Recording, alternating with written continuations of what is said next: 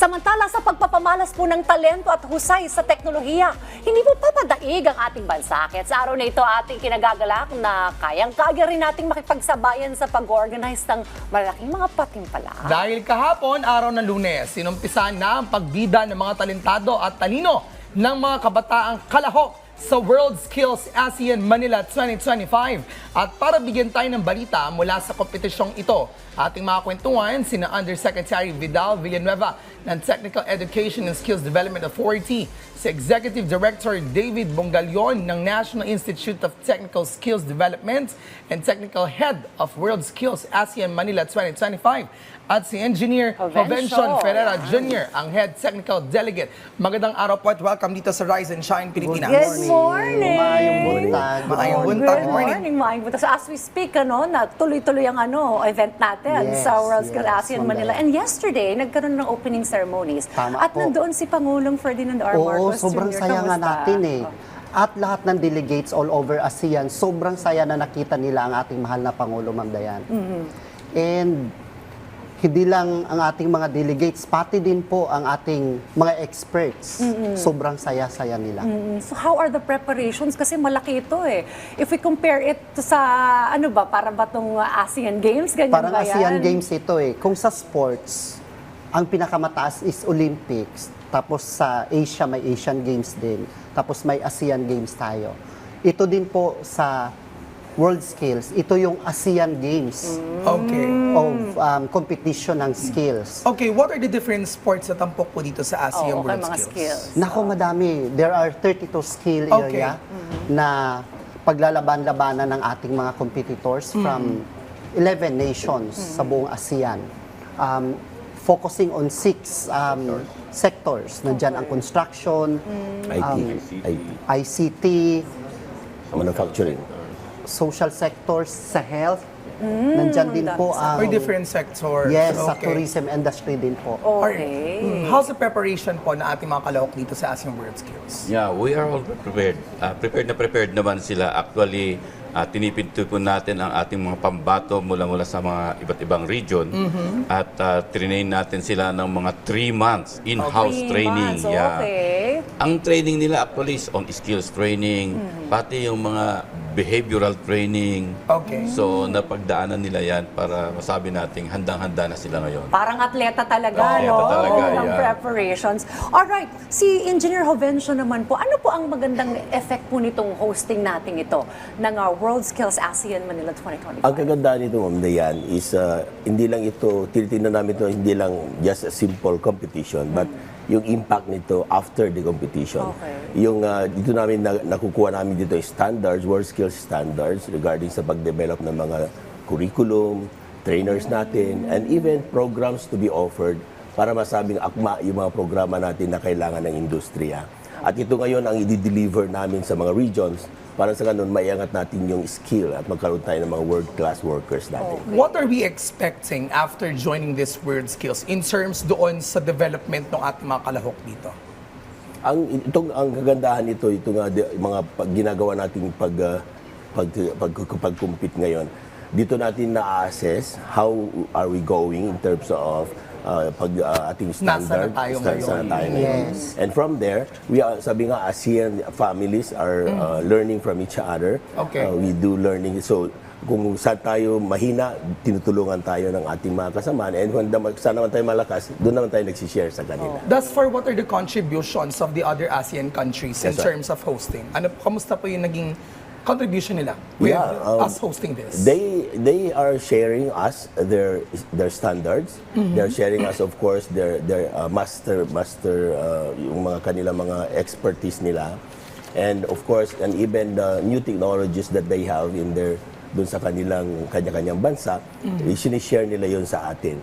Ito ang dahilan kung bakit yung ating Tibet ngayon ay masasabi nating akma dun sa pangailangan ng industriya because of this. Ito yung sabi nga ng ating mahal na Pangulo, kinakailangan this is the currency of the first of the fourth and fifth industrial revolution. At least we abide with At that. saka nung SONA, nabanggit niya rin na very proud siya na may mga graduate Yes. tayo ng TVET. Yes, sir. Yeah, in addition to that, hindi lang sa hindi lang competition actually ang nakukuha natin dito, yung resulta ng competition. Pero ito din ay platform ng connectivity sa other ASEAN countries kung saan tayo nagpa-partner para ma-share natin ang technology, ma-share natin mga curriculum, at mga ibang developments sa edukasyon. Which has been a Okay. mandate of ASEAN ever since din talaga. Okay, well, Yusek, ilang araw itong World Skills ASEAN 2021 and what can we expect per day? Mataas-taas to, ma'am, kasi nagsimula tayo nung 20 pa, dumating yung mga foreign delegates natin. Okay. So, we started, nagkaroon ng excursion na po. So, ibig sabihin po niyan, pinasyal na natin ang ating mga foreign delegates sa mga magagandang tanawin dito sa Manila. Aside from that, mag-i-expect din tayo na bibisita ang kada bansa sa mga eskwelahan ng ating mga senior high school, private and public institutions dito sa Metro Manila. At makikita nila din ang ating mga kabataan dito. And magkakaroon ng exchange of culture kasi ipapakita ng Philippines kung ano yung kultura natin. At the same time, yung mga foreign delegates, competitors and experts, including yung mga officials nila, sasama doon eh. At ipapakita din nila ano ba ang kultura, example ng Malaysia, Singapore, Thailand, Laos, PDR, Myanmar, to all these schools na pupuntahan nila. I understand, TESDA nangunguna rito. May mga kasama pa tayong government agencies with this? Yes, there are ilang government agencies ba tayo? Nagkaroon kasi ng interagency task force na Okay. binuo under Administrative Order number 34. Okay. Inatasan ng ating mahal na Pangulo na hindi lamang TESDA, pero nandyan ang Department of Labor and Employment, DPWH, para i-assure ng ating mga daan are safe, and DOTR for the transportation, yung Bureau of Immigration, Bureau of Customs, kasi may mga dalading mga equipment and mga materials itong ating mga foreign delegates sa kanilang mga bansa. Nandyan din po ang Tourism. DOT. Kasi ano to eh, napakalaking platform ng turismo Totoo. ito sa ating bansa kasi makikita nila kung gaano kaganda ang Pilipinas. PNP. Nandyan din po ang PNP, ang ating Philippine Army, MMDA, to make sure na ang ating ang kabuuan ng Metro Manila ay prepared for this event. And aside from that, yung mga industry partners natin locally and internationally, nandito din po. Ayun. Malaking event talaga ito, hosting of the World Skills ASEAN 2021. Kamusta naman yung ating mga pambato, sir? Ano bang record natin? Meron ba tayong i-defend na title? Ano bang mga Sabi record nila, natin? Pilipinas, kayang-kaya. Sabi nila. So, they are well prepared. Inasahan natin na yung nakuha natin, nakamit natin nung unang pagsali natin sa World Skills noong 1990s, pag-host natin 1997 kung saan tayo ang number one overall ay ASEAN. Sana ngayon makakamit natin uli yon. Kung hindi naman number 2, number 3, napakalaking improvement na po yon. Kasi nung previous ASEAN Skills Competition, tayo nasa number 5, number 6. Oh, okay. So, ngayon, asahan natin na Nasa aangat top ang three na. ating... Home court advantage ba ito? meron. yung sinasabi namin sa kanila, isipin nyo na, home court advantage. Ayun. Paglingon mo sa kanan at kaliwa, Pilipino, suportado kayo. Maraming mag-cheer. Yung mga supplies and materials, Filipino brand na gagamitin natin. So, hindi kayo maninibago. Saan ba tayo malakas, sir? Yung air Well, skill. malakas tayo sa mga bagong competition areas, yung mga technology. Nakikita natin malakas na tayo sa dito sa mga electronics, Cybersecurity. ICT. and cybersecurity, ICT, yung mga IT. Na malakas tayo doon. At saka, pati rin sa mga tourism areas like cookery, hairdressing. Tingnan natin. Although, ang Singapore at Malaysia, malakas talaga sa hairdressing. Dati, Thailand. hawak nila yan. Pero marami ng magagaling na Pilipino. Nakaka-excite, ano? Tingnan natin yung galing ng bawat bansa. Siyempre, rather than competition, nabanggit nga, it's more of the connectivity and That's right. Exchange, sharing. culture, Oo. right? Oo. Well, siguro, panawagan na lang din po or paganyanya sa ating mga ka-RSP na sumuporta dito sa ASEAN World Skills ASEAN, Expo Manila 2025. Okay. Mauna na ako. Sige. sir. Gusto ko pong i-invite ang lahat ng ating mga kababayan. Pumunta sila sa World Trade Center dito sa Pasay para panoorin kung gaano ba kagaling ang mga competitors from 11 countries na miyembro po ng ASEAN.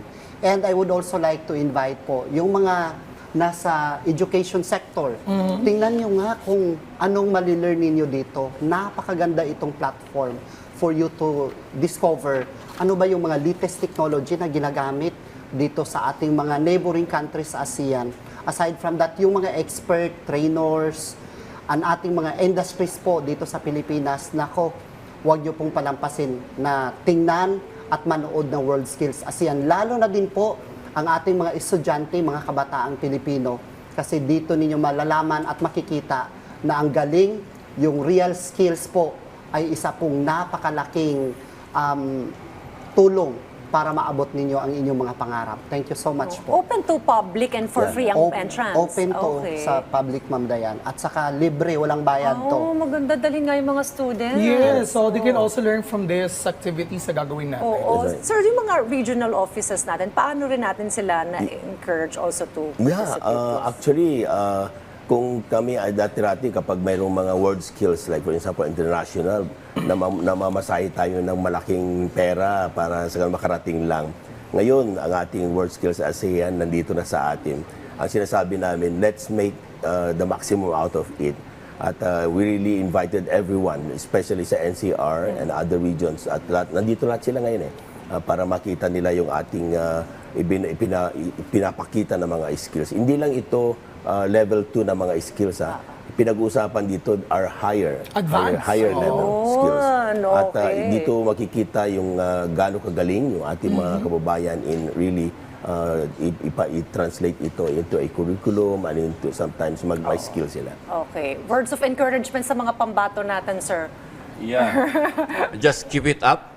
Sigurado mananalo tayo. Nasa Pilipinas fight. tayo. That's right. At saka, Ayun. in addition, marami kayong makikita dito kasi hindi lang yung skills competition, may mga technology showcase din Ayun. dito at saka may mga Tibet Forum din dito kung saan makikinabang ang ating mga schools as mga And even trainers, trial teachers skill. natin. Trial Thank skill. you. And trial skill. May live streaming sa online? May mga updates for sure sa Meron po Facebook yan. page Mayroong natin. We look forward to that. On that note, maraming salamat po sa inyong oras. Sa ating po nakausap ngayong umaga, si Undersecretary Vidal D. Villanueva ng TESDA, Executive Director David Bongalion ng National Institute of Technical Skills Development and Technical Head of World Skills ASEAN 2025, at Engineer Jovencian Ferreira Jr., ang Head Technical Delegate. Thank you and congratulations Thank you so much. for Thank you. hosting, Thank you of so course, much. the Sana World salamat Skills din po kayo, ma'am. Yes, we'll see you Sir. there. Thank you And po. good luck sa ating mga Good luck. delegates.